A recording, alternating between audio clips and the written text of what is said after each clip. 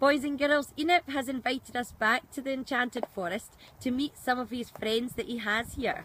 In addition to their surface feeding tunnels, moles also dig deeper tunnels called runways in which they make their nests and travel throughout their territory.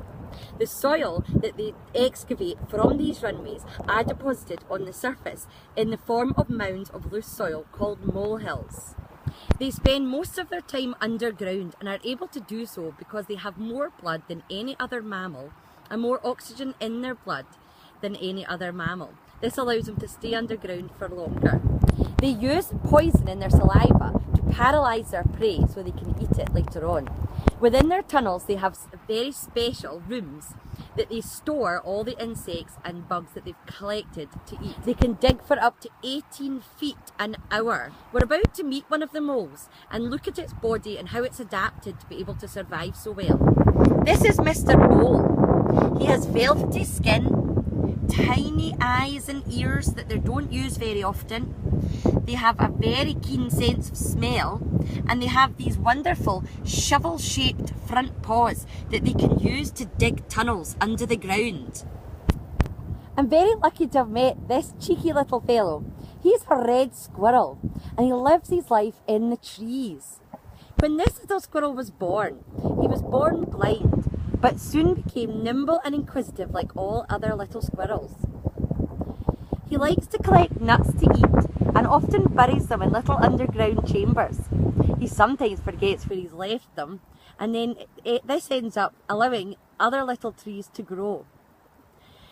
His home is called a dray, and his back feet have special joints in them to allow him to move up and down the trees very quickly. He has particularly large eyes, and this allows them to skillfully climb trees and to avoid predators that might want to harm him.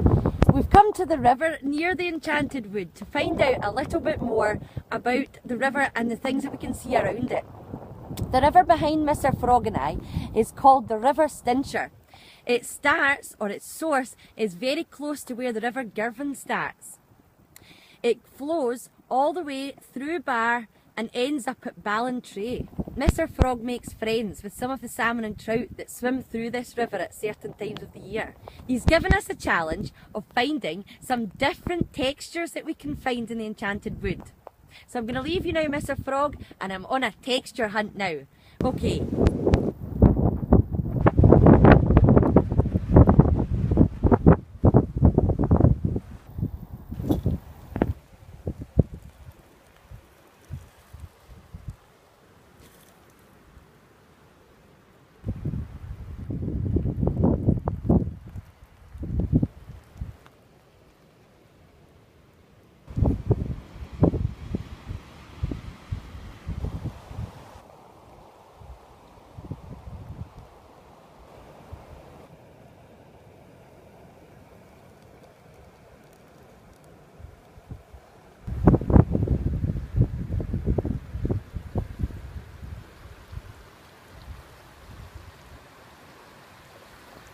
As well as being very beautiful, the River Stincher is also a powerful river.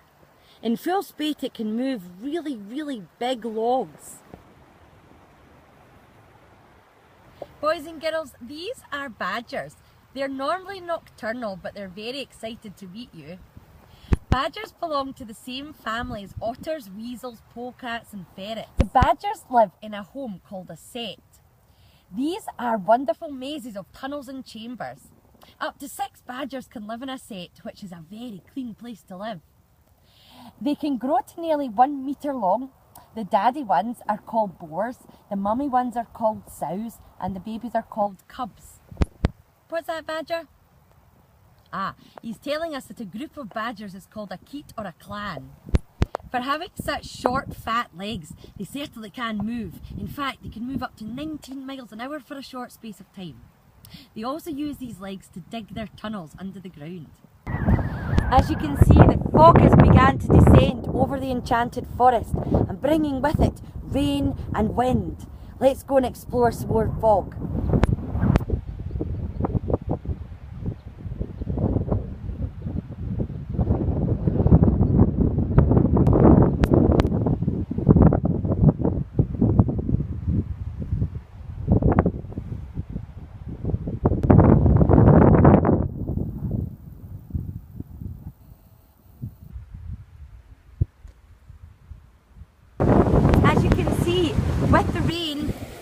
waterfalls in the Enchanted Wood become stronger and faster flowing.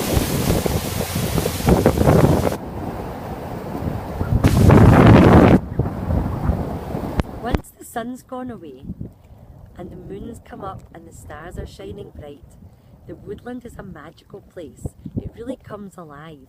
And right now, Enid and I are off to explore some of the creatures that we might find after dark. Boys and girls, Mr. Fox is a member of the dog family. He is one of the only members of the dog family that can pull his little claws back into his paws like a cat. A dog fox is the daddy, a vixen is the fox mummy, and a cub is the baby fox. A group of foxes is called a skulk or a leash.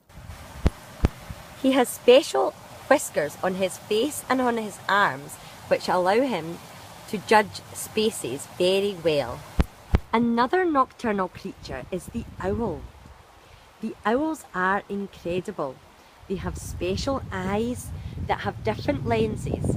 One is for night vision, one is for day vision, and one is a protective lens that can come down over the eyes. They have special feathers on the wings that allow them to fly absolutely silently. They hunt their prey by flying above them silently and then swooping down and grabbing with their very, very sharp talons. They have a special neck that can turn almost 270 degrees round. Boys and girls, this is a bat. He roosts in the trees during the day and at night comes out and uses his echolocation to find things that it would like to eat. He uses his mouth and nose to let out sounds and listens for the echo coming back. Whales and dolphins also use echolocation, but under the sea instead of in the air. Bats are one of the only mammals that can sustain long periods of flight. I've had an absolutely brilliant time in the Enchanted Forest again, boys and girls. We're heading back now with Enid's challenges for next week, and I look forward to completing them with you. Good night.